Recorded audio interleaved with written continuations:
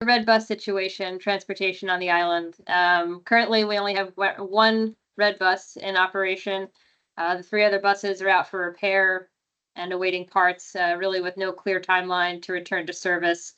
We understand it's a challenging situation, and we're doing all that we can to find solutions to restore this service to the island.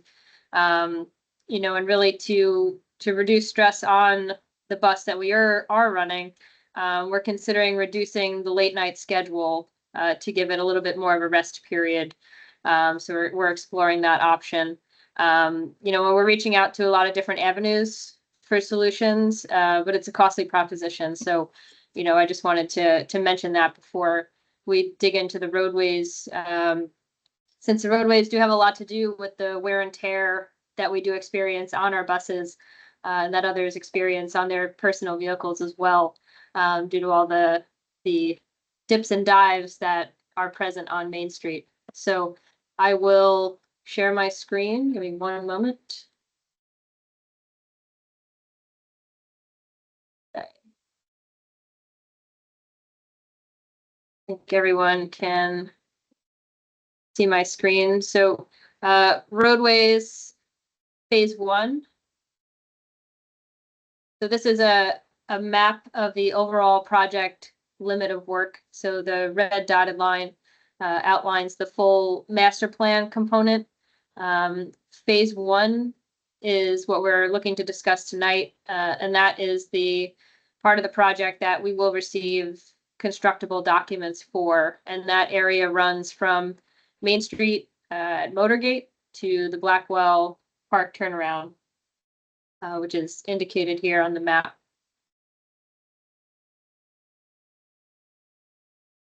So existing conditions on Main Street, I think Bryant painted a pretty good picture there. So the original intent of the Z-Brick was, I don't think, meant or intended to support the load and the amount of use that Main Street currently experiences, both with delivery trucks, personal vehicles, and then also the buses that run consistently up and down the island. So we've noticed a pretty significant decay over the past couple of years, just in this area, and really continuing to try and repair.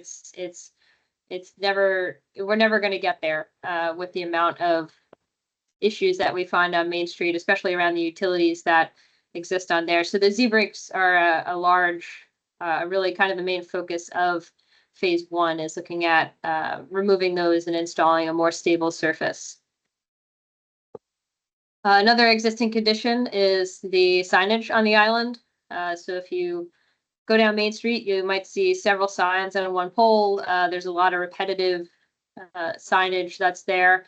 And really it causes a lot of sign fatigue. So drivers don't always know, which sign to obey or which sign is pertinent to them. So having a lot of signage on the island really can be more of a distraction sometimes than an actual assistance. So the island traffic study, so back in the middle of 2023, we did a study to identify travel-related issues throughout Roosevelt Island, and the design firm presented us with a menu of different ways to address these issues. So all types of travel were considered: driving, walking, bicycling, transit, vehicles, personal and delivery. Transit included city bike ridership, Trans-Stop ridership, the red bus, all through this survey, and then coordinating sign improvements. So part of the traffic study, the group analyzed 4 study intersections to see if these intersections had excess travel delays. Fortunately, none of the intersections showed high delays. They all fell within a grade A or B level of service, which from looking back at the documents was anywhere between a 10 to a 15-second waiting period at those intersections. And most of it came from, if there was a delay of that nature, a double parked car or a car making a turn that took a minute to do so. So the intersections are shown on this map as far as which ones were studied. About that. And then they also did pedestrian and bicycle counts as well, which are a bit more fluid and did not cause any high delays. Also part of the traffic study, we looked at accident data on the island and on the different addresses. So most locations saw fewer than 3 incidents. This is over the course of a 5-year period. Most incidents were a fender bender or involved a parked car or a curb. Thankfully no fatalities, and the injury rate was small at 12%, but obviously, 0% is the ideal number. And if you'll notice 688 Main Street, which is to the chart here on the right. So here we were over 3 incidents per year, and 688 Main Street is the Motorgate parking garage. And a majority of those instances happened within Motorgate parking garage, whether that was, someone that opened a door too quickly and, caught the car next to them, or turned the corner too tightly and maybe clipped the car on the side there. There was a few that did happen at the base of Motorgate, at the bottom of the helix coming on to Main Street. So that was definitely taken into account, but I did want to highlight this area here because this showed consistently 3 over, and most of those incidents happened within the Motorgate parking structure. And we'll go into more detail about some improvements that were recommended for 688 Main. When the transit survey was distributed, we did receive over 700 responses. The survey was given both in person, and then there was also a digital version that was circulated. So we'll go through some of the results of that survey with you now. The choice of travel, choosing all that apply, Roosevelt Island Tramway was the top answer. Then came the React Red Bus, then the subway and the ferry with the QN02 and City Bike following up behind those. 80% of those who took the survey ride or utilize these options every day or at least every weekday, which really correlates with the second question of what's the purpose of your trip today, commuting to work off the island or to work on the island. So really heavily used by commuters, and then school and shopping following behind those. How do you know when to get off at your stop? Most people are just wait for their stop to come. Some use the online or mobile app, about 38%, and the rest were reading published schedules. And then what's the main factor in choosing how you travel? Convenient schedule being the number 1 answer, convenient stop locations following that, then cost and weather. What's your biggest issue with using transit? 50% of people said schedule, needing more service, starting earlier, ending later. Safety, inconvenient stop location, and then other factors as well. So to dig more deeper into what the biggest issues are, the other answers showed up as crowding, waiting for the tram line, needing Omni, and this survey was done prior to Omni being instituted, and the tram lines have seen a significant reduction. So perhaps some of that has been addressed. Handicap accessibility, traveling with strollers, elevator access. I know the F train, the subway station, was undergoing an elevator replacement at the time. So perhaps that was the nature of that. Schedule reliability, a red bus app, which I believe we announced earlier this week. Buses sometimes sitting and then leaving right away. Uneven pavement, which could be relating to the ZBRICS, and then MTA communication issues.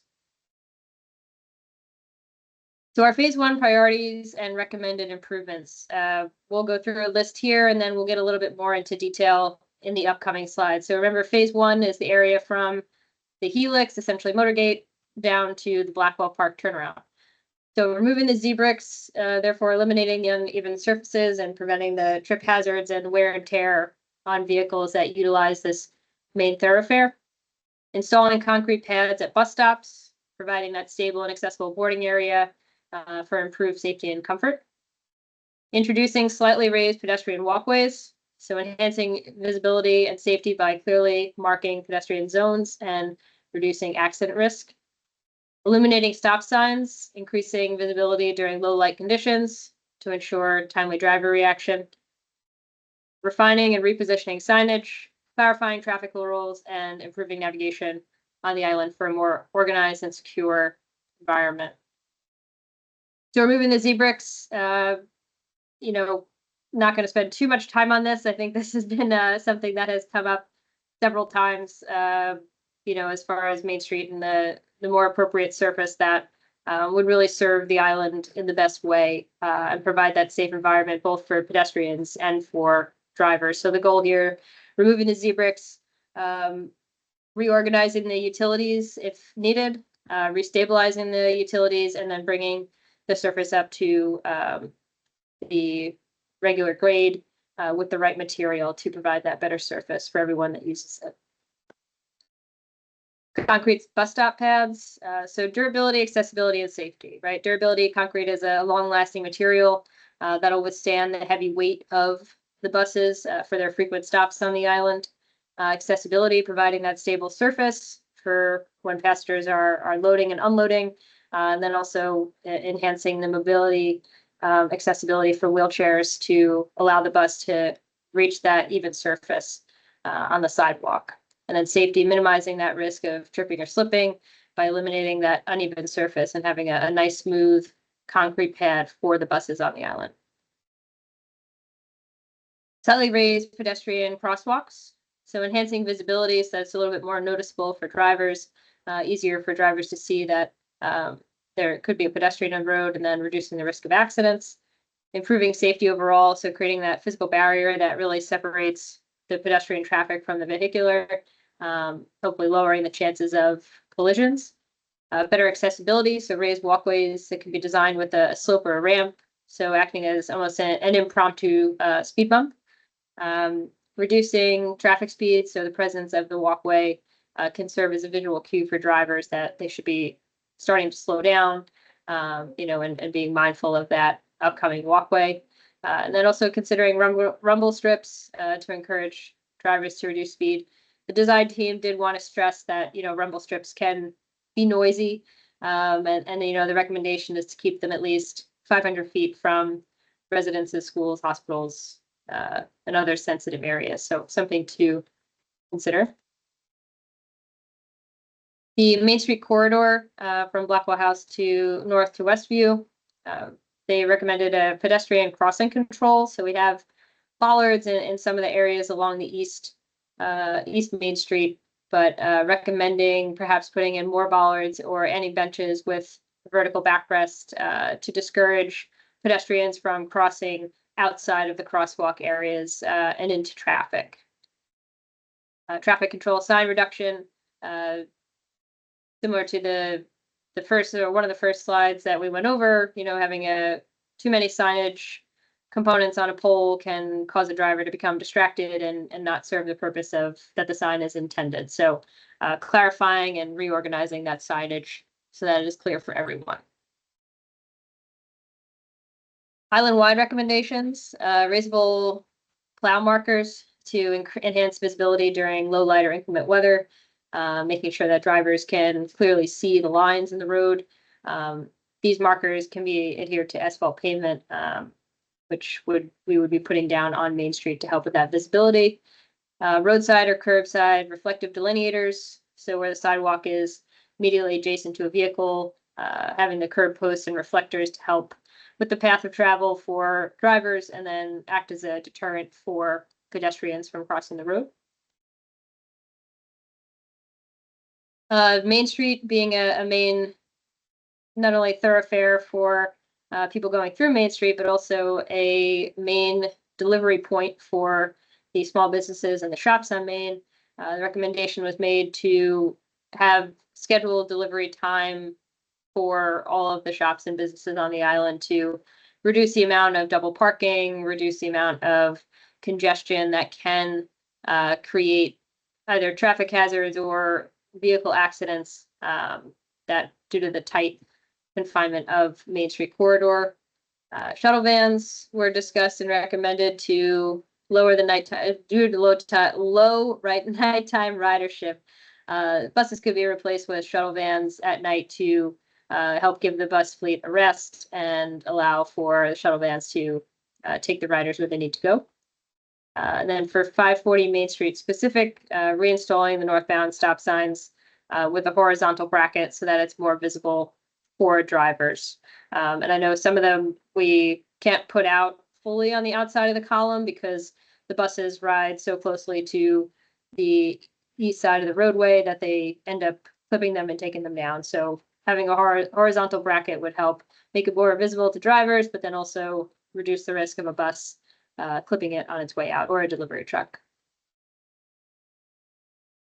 Recommendations to the helix. So if you remember earlier in the presentation, we talked about a lot of the incidents occurring at 688 Main Street, which is Motorgate. Yes, a majority of them did happen within the parking garage. However, several did happen at the base of the helix. So the recommendations here were to move out the pedestrian walkway from underneath the helix area, the flat surface, to just in front. So being more visible to drivers that are coming on and off the island or driving, making that right or left onto the helix. Also, the recommendations made to add lighting, more lighting underneath the driving area of the helix to allow for better sight lines, as well as adding signage for drivers, which if you see in this photo, you'll see a yellow sign that's right here when you come down the helix. That sign was hit by a truck and taken out, I think last year. And we need to work on a new sign to go up there to clearly give drivers an indication of what is located north and what is located south on the island so that they have a little bit more awareness there. Also for the 688 Main Street area, lit bollards parallel to Main Street's curve, so that way it would prevent pedestrians from walking through the restricted area bus turnaround at the Helix and Food Town. I know a lot of people do, once they cross the street over to Motorgate, they walk right in that area, so recommendation was made to add a little bit of a deterrent for that. Another recommendation was the curve warning or the chevron signs on the helix itself to help communicate to drivers that there's a sharp turn going down the helix, so creating more awareness there. That is presentation. I will stop sharing. Thank you, Mary. So we realize that we've dumped a lot of information on you right here, and we don't expect everybody to have all their feedback at this moment. So the plan's going to be that we will share this presentation with everybody after the meeting as well. I think right now what we'd like to do is sort of get high-level feedback from everybody, how they feel about the project overall, what sort of jumps out, what looks like it's a pain point, what looks like it's something that is a good idea. So what we'll do is if everybody could raise their hands, I'll go through one at a time, or if you prefer dropping a comment in the chat, we can do that as well. But for now, I will start with, and I'll unmute you when it's time to speak, but let's start with Paul Crickler. Thank you, Brian. I think it's a great idea. It's long overdue, so thank you for this. I have three things I guess I wanted to mention. One is I love the idea of raised crosswalks. I think they will significantly slow cars down, and that will be much safer for us. I think in conjunction with that, I don't know if you mentioned this, but we need to daylight, put space around both sides of the crosswalk on each side of the street. All of our crosswalks have cars either almost on them or on them already, being parked. And it's very dangerous when you can't see either as a driver, and for us more particularly as a pedestrian, you can't see if there's a car coming or not. So daylighting means creating a bunch of space. I think in the city it's 20 feet. I think it's a state law that we should be doing that. And then the third thing was, I think you showed on one place, putting in a stop line before the crossing. I think it was by Motorgate. I've noticed a bunch of the stop lines, I think, are very close to where crosswalks are. So I don't know if that's the only one that was highlighted, but I think just certainly coming out from Motorgate, it's so close when the cars are basically on the crosswalk because they don't stop in time. They should be much further back, whether it's there or on Main Street, the stop lines.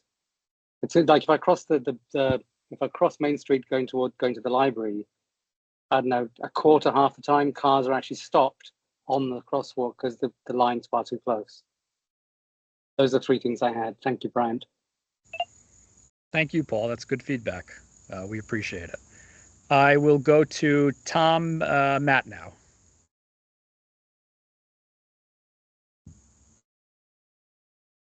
And for some reason, it's not letting me unmute Tom. Tom, can you do it? I'm sorry. Okay. Can you hear me now? Yes, go ahead. Sorry, just following on Paul's points, I think prioritizing pedestrian safety should be, job 1, 2, and 3. The distances traveled on the island for drivers are very short. So any concerns about even road conditions for drivers or time lost, I think are really secondary to making sure pedestrians are safe. And we're lucky we live on an island that actually is a real refuge of pedestrian safety relative to the rest of the city. One thing I didn't hear mentioned, though, is which I've noticed as a concern, is the behavior, the types and the behaviors of two-wheel vehicles, mostly motorized vehicles, on Main Street, but especially and also on the pedestrian promenades and sidewalks. I've had several close encounters as a pedestrian with what are called close overtakes, a very fast-moving motor scooter or bicycle passing me and suddenly startling me. So I think better signage to remind the two-wheeled vehicle users where they're allowed and where they are not, and that they must, they have to obey the traffic rules. I've seen the delivery e-bikes blowing right through stop signs on Main Street. And so those are my two comments. Make sure, I do have one question, and maybe this horse has left the barn.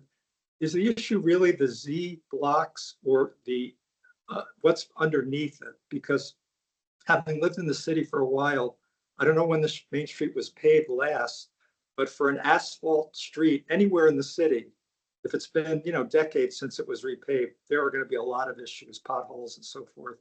And some of my professional work involves climate change, heat.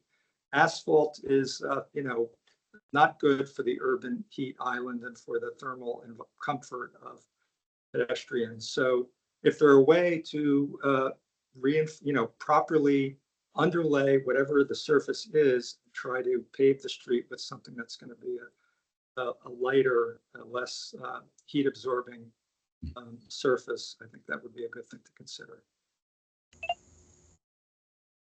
Thanks, Tom. I don't know if I certainly don't have the engineering expertise to speak on that. I don't know if anybody else. Yeah, I mean, I can offer something if you'd like, Brian. So sure. That's a great question, Tom, actually. So it's two things. The underlayment is where it starts, right? A bad foundation is going to lead to a bad product. I don't care what it is, whether it's concrete or asphalt or paving brick. In this case, the sinking of the Z brick is because the underlayment is not proper, right? And the Z brick themselves are subject to movement just because of the fact that they have joints between them. So it's a perfect storm. You've got a bad underlayment with the improper materials underneath, and then you've got Z brick, which are going to move like any paving brick will move. So the idea is through the engineering process now, and that's what the engineers are studying. They're studying that underlayment. They're taking samples of it, and it's going to be replaced with the proper Department of Transportation blend materials and gravel, whatever it takes to get that underlayment stabilized for vehicular traffic.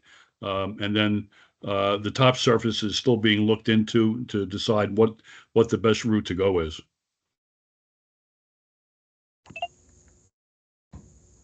And Mark, correct me if I'm wrong, but even with the proper underlayment, like you said, the Z bricks are going to move no matter what, just because. That's correct. They're subject to movement because they have joints between them. Not only that, but they really don't benefit from the freeze thaw cycle every year.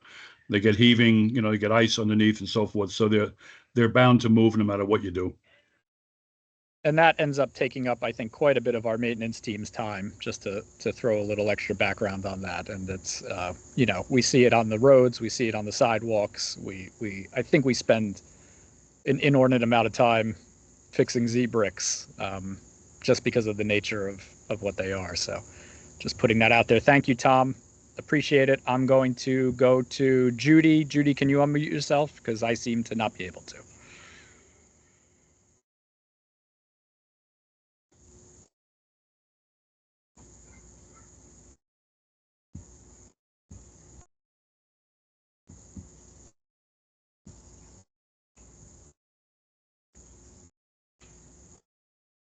How There you go. helpful. Sorry. Okay. Okay, good afternoon. From what I know from the historical point of view, there's really nothing but dirt under the Z-bricks. A few years ago, they were digging up in front of 540, and when they pulled the Z-bricks and some junk up, the brick from the buildings, because remember, Main Street was not a street until the island was developed. Oh, buildings, and they found building bricks under Main Street. So there's really no really subsurface there, except for whatever a thin layer of something that was put in back in 1971 or 72. First of all, removing Z-brick is a good idea. I mean, it's lived 50 years, and I think that if you remove Z-brick, especially from some of the sidewalk areas, go and walk in front of the beauty parlor.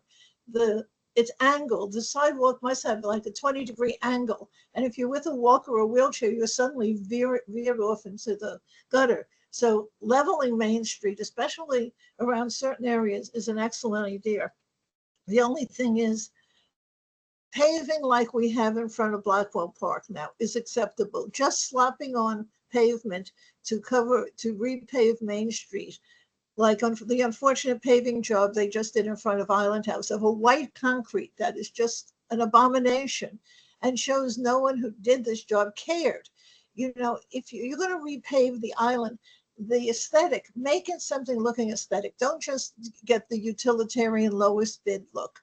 Do what we did with other projects. Make it really something you're proud of. The other thing is, I would say, a decorative sidewalk. The other thing is ADA shuttle vans. Shuttle vans, if you use them at night, they would have to be ADA accessible. So, you know, you're getting into a big van thing in a bus situation. Also, one other question I just thought of today. Why are we still running buses to South Point Park after dark? I would think that there's no reason to run buses waste all that fuel and all that manpower where virtually no one gets on a bus, I would say between 9 p.m. and 6 a.m. or even 7 or 8 a.m. It's a complete waste of manpower, bus time, and expense. And also with only one bus, this is cutting out maybe 2 miles of their run. So that was one other thing I was thinking about. But what is the restricted bus turnaround at Motorgate? Could you explain that?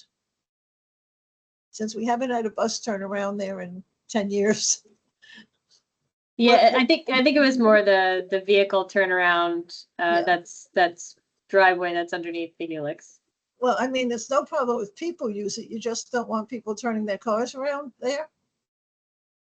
I think it was more to try and deter pedestrians from walking into Why? the turnaround. Why? No one's using it. Put 2 bollards there and don't let anyone use it. People can walk. Come on, Mary. There's no reason to you put a no pedestrian sign on this island. You know what's going to happen. Okay, that's my comment for the afternoon. Thank you. Thank you, Judy. Welcome. Thanks, Judy. Let's go to Frank France. Okay, I think I'm unmuted. Is that correct? Yes, we can hear you. Hi, great presentation. Thank you. And also from the island residents, great comments too. Those were really good, so I won't repeat them. So I have 3 quick points. Point number, and they are lighting, crosswalk, and signage. Lighting. One of the problems that we have with lighting on, I'll call it the Main Street corridor, so the wire corridor, is that the lighting comes from the side. And for all of you who want to know about lighting, you actually have to look at it at nighttime and sit in a car and look at it, not observe it from the street, because then you will see what the motorists see or don't see. The unsafest spot on the island is, you were talking about that turnaround at Motorgate there. Sit in the parking there and watch buses and cars and pedestrians cross the crosswalk at Food Town. You will see that that is really, really, really poorly lit. It's amazing that no one gets killed there. I mean, it's really bad. And so in Main Street also, in the Wire Corridor, it's bad there too. So the problem has to do with the way it's lit.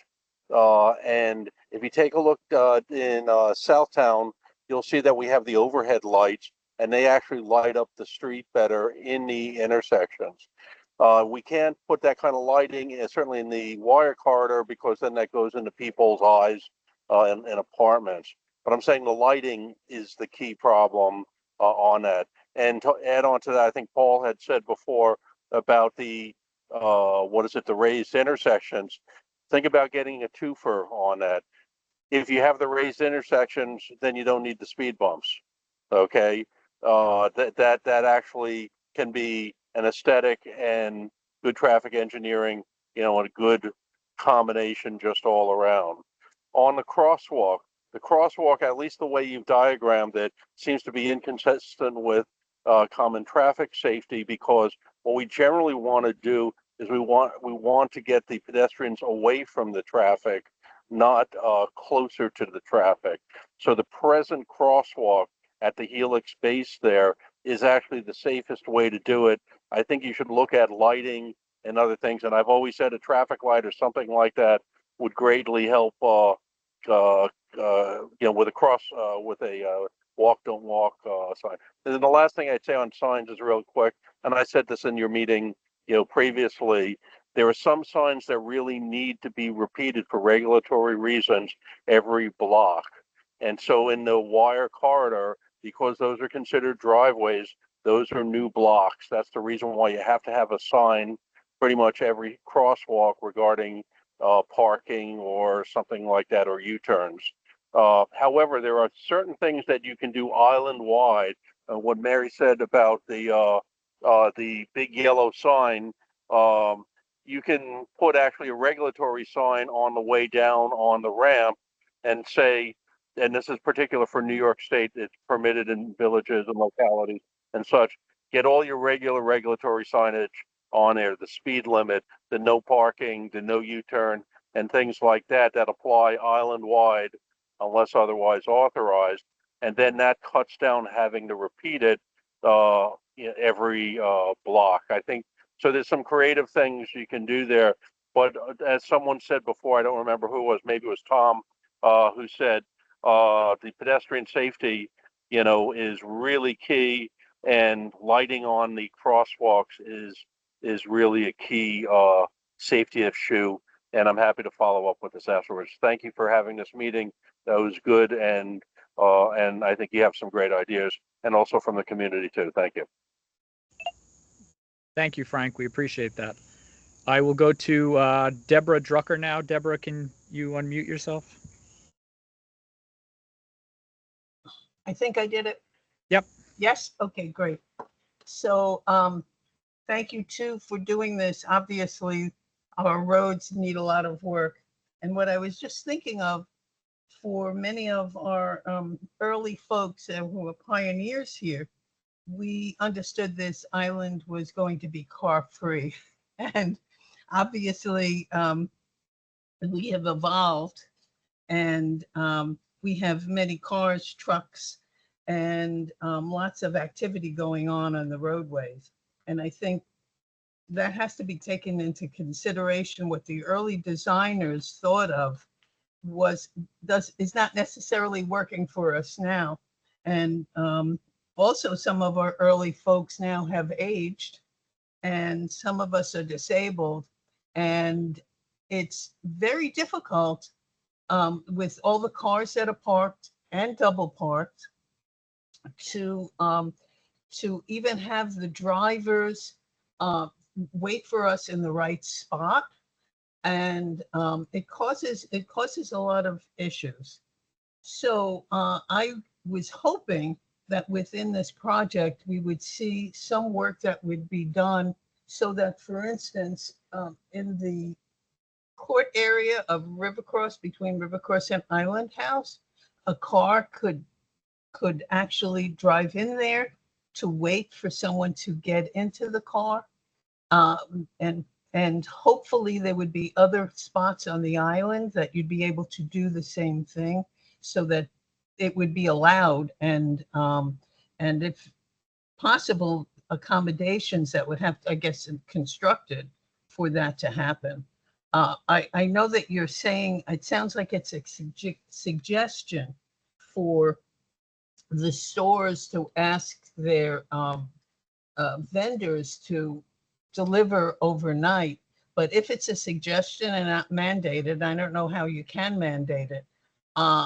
Having them come at 6 p.m. might not be that viable. I mean, it would be nice if they would do it, but there's lots of deliveries going on. And, you know, fortunately, we have stores that are very helpful to us all. A lot of food stores, food delivery all the time. So anyhow, that's my main concern, is having accessibility for disabled people to get into Accessori or Lyft or any of the other car services easily. And I also, as far as the Helix, I don't know if you're calling it the Helix, that area, that turnaround by Foodtown that you were talking about. I believe that they stopped the bus from going in there because of the woman that was killed on the bike by the bus. I would hope that they would allow that to be opened up again for the buses, because it's very difficult when you come out of Foodtown to be able to cross the street with a wagon full of food, especially if the weather is nasty. So let's see if there's anything else I wanted to say. Yeah, I guess that's basically it. And the most important point I'd like to make is that space be available for cars that are picking people up, especially the disabled. Thank you, Deborah. We appreciate that point. And I will turn it over to Starlight.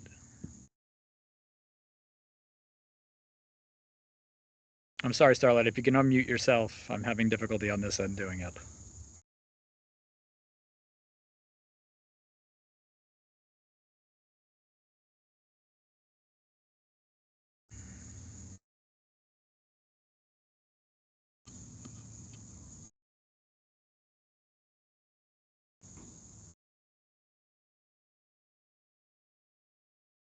I don't know why this is giving me trouble right now. I apologize.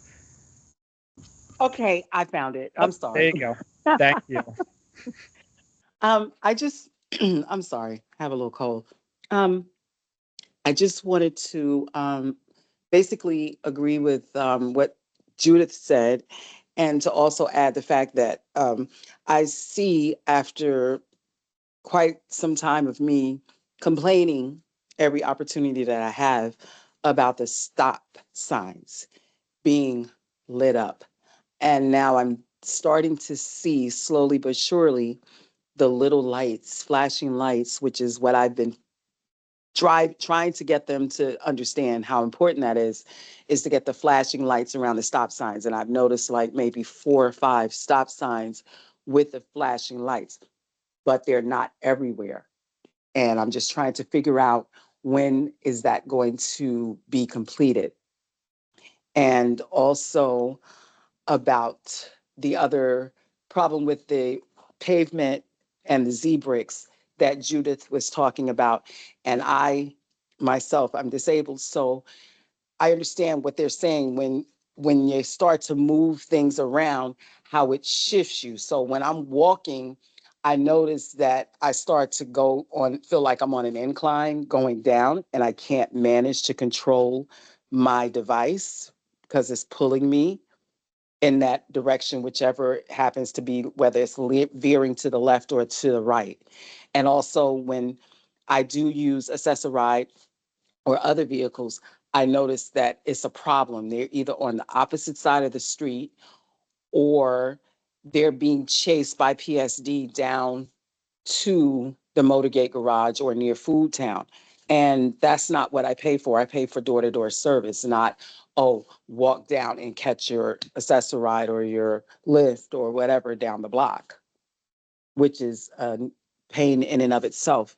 And then all these vehicles that I'm seeing coming out and driving or zipping up and down the East Promenade like there's no regard, and the pavement down on the East Promenade. And I know they're doing a lot of work in the landings at this moment, but and I don't know if that includes the repavement of the grounds, because that's a whole different situation, because it goes from one end to the other and it's not paved properly. There are holes and everything everywhere. And it's just getting worse and worse and worse and worse. And it doesn't help that there's vehicular traffic going up and down where they're not supposed to be. And that in and of itself is also a problem.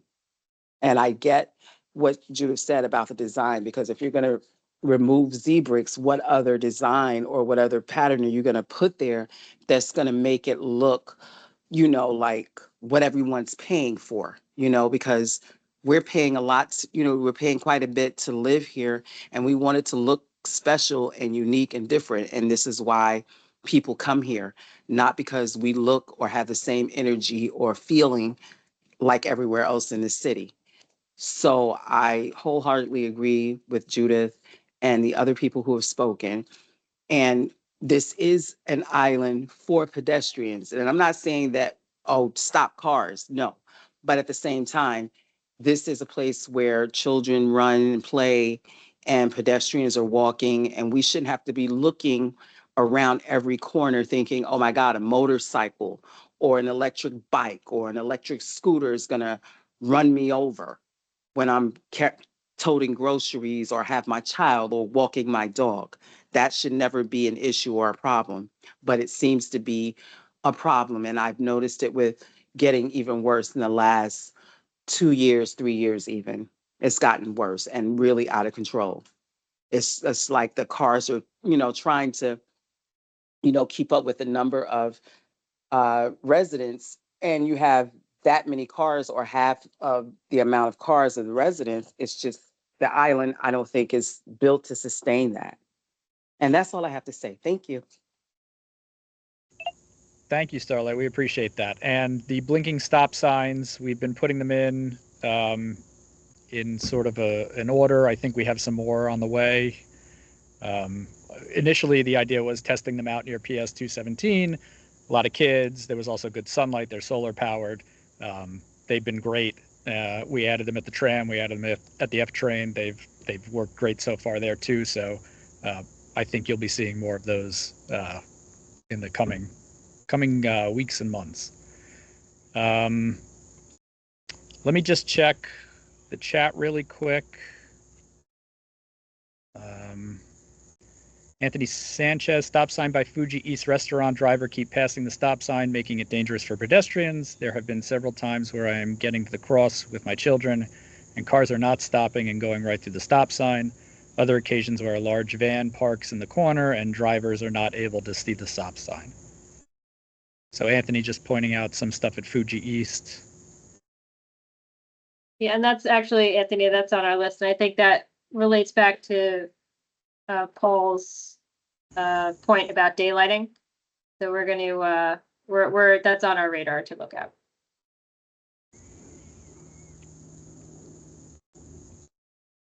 See, there's some are traffic lights being considered? Deborah asked. I don't know if anybody wants to handle that on our end. I don't think that was part of this plan. Tom asked, are rebuilding sidewalks part of phase one? No, the answer is the sidewalks are not included in phase one. It's been good to get feedback about that and about the Z-bricks. We really do appreciate that. But this is focused on the roadways on Main Street, phase one.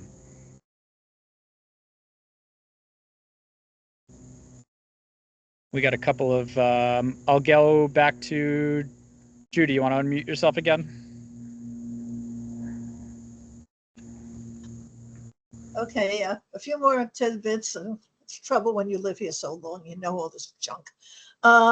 Eastwood, or whatever they call it now, is completely illegal by New York City building standards, having no way to see the oncoming traffic without literally walking out into the oncoming lanes. But this was built when it was utopia and no one thought about safety. What are we going to do now that Eastwood is they're refacing the entire structure? And as I look out my window, it is a big mess. How they are going to do the buildings facing Main Street, hanging with scaffolding hanging over Main Street. I mean, it's not paving, but it's hazardous. And how this is going to be accomplished is one thing I'm really worried about, because to say the least, the contractors they use there have not been known for customer service. Okay, PSD, they have to do their damn jobs. I see at least 3 or 4 cars every time I'm outside, especially Ubers and things like that, those vehicles making U-turns. They are never caught. It is infuriating. Why don't we see them? And there's never PSD around. Where the heck are they? Especially in the morning rush hour time. There's no one in the school this time of year. Where are they? What are they doing? There's no one minding the traffic on Main Street. And that's infuriating. Also, get rid of the damn barriers in front of They're the on their deli. cell phones. What? They're on this. Oh, They're on their cell phone. Okay, thank you, Frank. In front of the deli, the people who use the Island House bus stop for years now have not been able to easily get from the sidewalk onto a bus. They have to go out into the gutter because we have these stupid yellow barriers that do absolutely nothing. It's an ego trip for some person at PSD. They do absolutely nothing except create a dangerous situation for people who have to use that bus stop and have to walk either into the crosswalk or into the middle of the street to get onto the bus. It's just idiocy at this point. After 3 years or 4 years of having this, there's no reason for it. And I mean, it's just annoying. I mean, I've been here so damn long, and I see this constantly. Where's public safety? Where are they? I don't know. They're cruising around in air-conditioned cars with the windows up. Great. But we need all of these things to take care of now, because it's going to take a few years at least to get into a new paving plan. So we have to think of today, because it's really nice to think about what we're going to pave with when it is so dangerous at this point. So that's all I have to say at this point. Thank you. Thank you, Judy. We're coming up on 5 minutes left, so let's just turn it back over. I think, Paul, you wanted to have another comment? Yes, please. I want to follow on. Thank you, Brian, from what Starlight was saying. Firstly, for people who are less able to get around, I think we should have some dedicated loading zones for accessoride and similar type vehicles. Secondly, I think I'd love RIOC to be brave and go with what I think, is big sentiment in this island, looking after the people who can't get around. I have a neighbor who parks a car and she has to struggle where she parks in front of River Cross down the end and has to come to Island House walking with a walker. I thought at the time when I saw her last doing that, I think every single parking space should be given with first priority to people who have disability or aren't able to get around. It shouldn't be hard to figure that out. I can't see why on earth, as a community who likes to think we look after those in our community who can't get around, why we wouldn't want to give those spaces first and foremost to people who need to live close to their building, need to get out of their car or vehicle closer to where they live. So I'm going to make that suggestion to RIOC and leave it there. Thank you, Paul. We appreciate that. Frank, I think you had another comment. Yeah, it'll be very quick. Today, not out of the blue, but as I see regularly, there's a new officer. I think his name is Del Signori or something like that. 3 weeks he said he's worked here. He was out there on the street watching what was going on. I was pulling over just to get out. He saw me having difficulty. He walked over and says, "Sir, do you need help getting out of the car?" And I thought, wow, this is great customer service. So I do see public safety out there, and I do see them keeping an eye on things, and they're courteous. Thank you. Not all of them. Thank you, Frank. I appreciate that. So we've got 3 minutes left. Let me just check the chat one more time.